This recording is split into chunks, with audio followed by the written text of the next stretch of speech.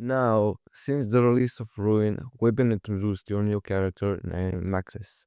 Maxis, as revealed in Secret of the Mimic, stands for Mechanical X-Form Experimental Storage. So, who is this character exactly, and what is its functions are? Today, we are to delve deeper into the story of Maxis. Now, this character is one of the main antagonists and Ruin side of the Mimic, and it's basically keeping the Mimic hidden. And as we saw in Secret of the Mimic, which came out 4 years later, um, we actually see that Maxis was one of the branches of F10 and 4 program. Basically, it was designed to provide boundaries and keep people safe from M2, which is the Mimic who is relentless on chasing us, and it's a copy of M1 program, which is the first Mimic created by Edwin Murray, who designed it after his wife Fiona died at the Fall Fest. And Oh, why did you go? You weren't even supposed to be there. You were supposed to be here with me and David. Oh, how am I supposed to tell David that his mother is gone? How am I supposed to raise a kid on my own? His life is ruined. My life is ruined.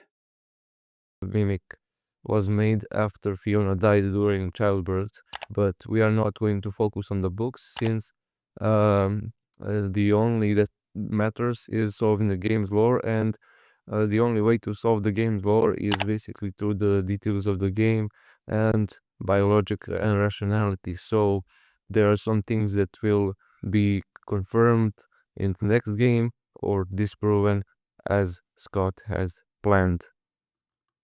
Now, I could just end the video there and call it a day, but no. In order to know who Maxis actually is, we have to go at least 40 to 50 years in the past, actually to 1979, when we, as Arnold, no less name given, are tasked to retrieve the Mimic blueprints and deactivate the Mimic. Now, we have three endings in this game. The first one is when we give up the data diver and we're guided by our dispatch buddy that we give up the data diver, but we are ambushed in the van by our main antagonist and stuffed in the Fredbear suit. The second ending is when we activate a program called parachute.exe, and that opens up a vent, and then we take an elevator to the proto Freddy's, and actually we have to complete a puzzle in order to meet F10 and 4, which has been mimicking our dispatch the entire time, and we are tasked to go and find Edwin and convince him to repair M2. Now, when we actually get there, we cannot find anyone except the Mimic who has been stalking us, and we are tasked with accessing Edwin's office and activating the cradle.exe. Now, this cradle is actually the Max's, since in Ruin, the security nodes are active and they are designed to keep the Mimic contained, and the cradle.exe has the same function, so we can rule out that the possibility of parachute.exe ending being canon is very likely, since Cassie deactivates the security nodes after she was tricked by the Gregory, aka the Mimic, and Gregory was still somewhere in the ruins of the Pizzaplex, and actually we don't see him, but we see that Mimic was there the entire time giving us instructions on how to free him. And when we deactivate the security nodes that free the Mimic, we can actually see this old machine that reads Maxis and not F10 and 4, because these machines are not the same and are totally different. Now, they look the same, but the text reads F10 and 4 in Secret of the Mimic and Maxis in Ruin. Now, I don't believe this machine was renamed to Maxis. I believe this was the original cradle that F10 sent blueprints for, and that one Arnold activated in the parachute ending.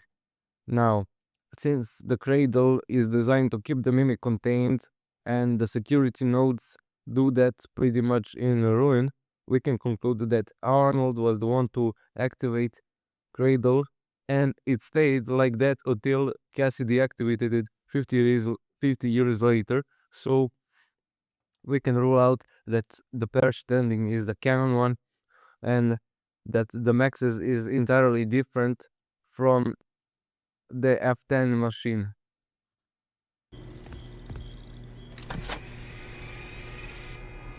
Wait, what?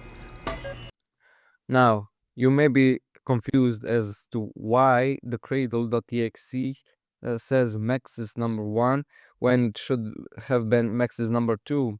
And I was confused, and this may be a mistake from the developers or something else, but it doesn't make sense that it's Maxis number 1 because the cradle at the time when M1 sent the message to Edwin to build a cradle actually actually mentioned that it's a bigger type of computer that it's never seen before. So it's actually Maxis number 2, and F10 and 4 is actually Maxis number 1.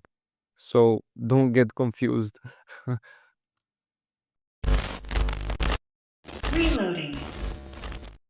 And there you have it. I hope you enjoyed the video. I hope that you found my video interesting. If you found my video interesting, please subscribe and leave a like for another theory in the future. Peace out.